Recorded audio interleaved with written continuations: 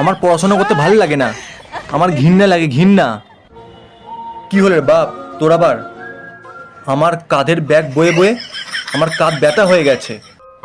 তুই তো বলেছিলিস পড়াশোনা করে ডক্টর হবি, ইঞ্জিনিয়ার হবি। বেকার লাগে আমার পড়াশোনা করতে। সারাক্ষণ মুখস্থ করো মুখস্থ করো, আর ওই মুখস্থটাকে নিয়ে ভারী বোঝা নিয়ে মাথায় ঘুরে বেড়াতে হয়। তুই যে ব্যাগটা এরম করে ফেললি, এটা তো সরস্বতী মা, এরম করে ব্যাগটা ফেলতে নেই বাবা, ভাল লাগে না আমার। তা শুনি তোর কি করতে ভাল লাগে? সারাক্ষণ আমার ঘুমিয়ে থাকতে ভাল লাগে।